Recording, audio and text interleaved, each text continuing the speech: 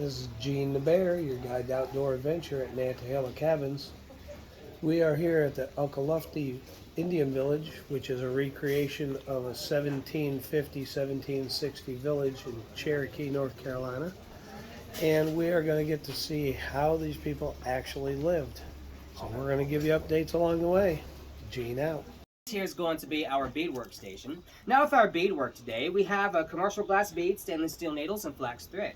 Now before we had any of these modern day materials, we'd be working with the bones, teeth, and claws of animals. We also grow the Indian corn bead in our garden. You might know it as Job's tear.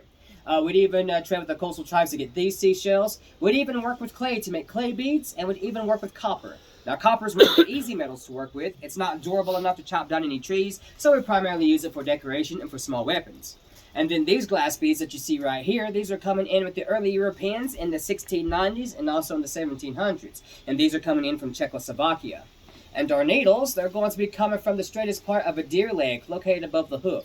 So once we break that bone, and depending on how well it breaks, we can roughly get 3 to 4 needles out of a single bone break. Now when it comes time for the glass beads that we have today, we do have 2 types of work. Like this first one that you see hanging here today.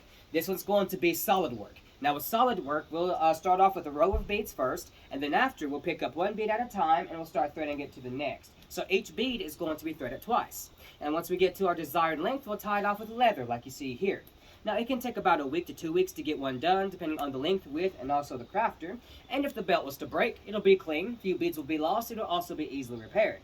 Now just like with finger weaving, the designs that you see here, they used to have meaning, but those have long since been lost. Now the next work that we got, it's going to be called scroll work.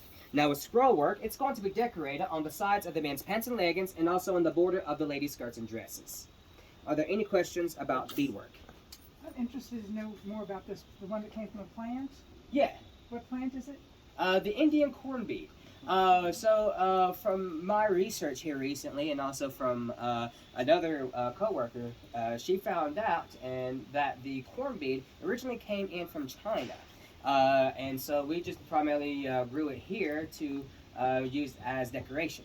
Now with these are going to grow like very similar to how corn grows, like in stalks, except instead of growing the corn cobs, it grows the little seed on the inside. And that's what you see there. Yes.